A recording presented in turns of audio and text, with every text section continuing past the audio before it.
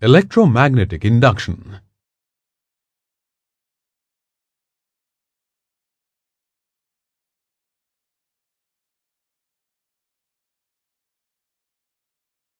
In this lesson, we shall learn about electromagnetic induction.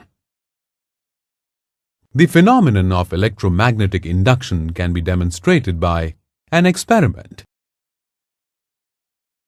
Wind an insulated copper wire on a paper or wooden cylinder so as to form a coil in the form of a solenoid. Connect the two ends of the coil to a galvanometer and place a magnet close to it. The reading of the galvanometer is 0 when the magnet is stationary. The pointer of the galvanometer deflects towards the right when the north pole of the magnet is moved towards the solenoid. The galvanometer shows 0 reading when the motion of the magnet stops. This proves that as long as the magnet keeps moving, current flows in the solenoid.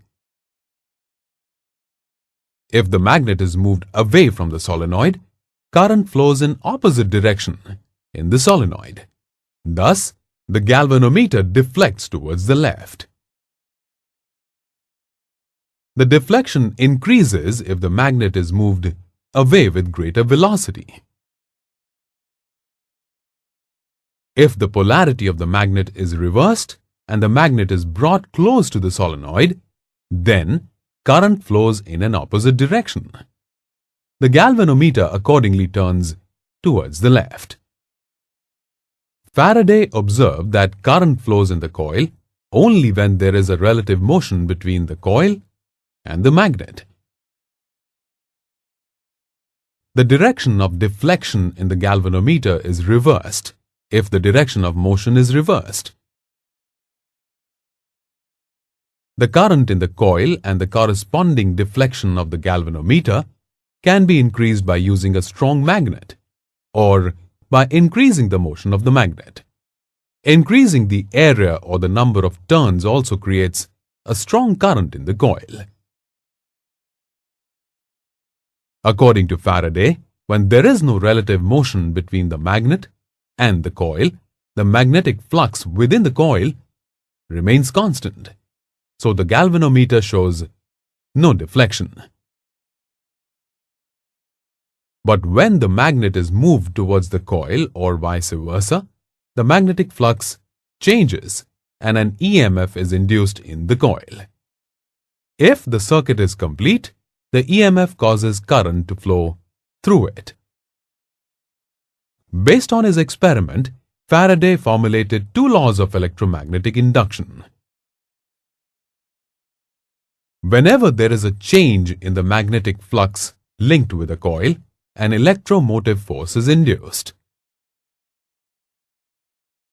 The magnitude of the induced EMF is directly proportional to the rate of change of the magnetic flux linked with the coil.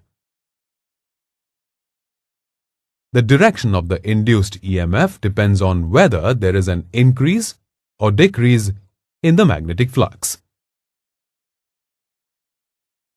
John Ambrose Fleming gave two rules to determine the direction of motion or the direction of induced current. While the left-hand rule is for electric motors, the right-hand rule is for generators. According to Fleming's right-hand rule, the thumb, forefinger, and middle finger of right hand are stretched perpendicular to each other. And if thumb represents the direction of movement of the conductor, forefinger represents the direction of the magnetic field, and the middle finger represents direction of the induced current. Lenz's law states that the direction of the induced EMF is such that it always tends to oppose the cause which produces it. Lenz's law obeys Newton's third law of motion, which states that to every action there is always an equal and opposite reaction. It also obeys the law of conservation of energy. It states that energy can neither be created nor destroyed.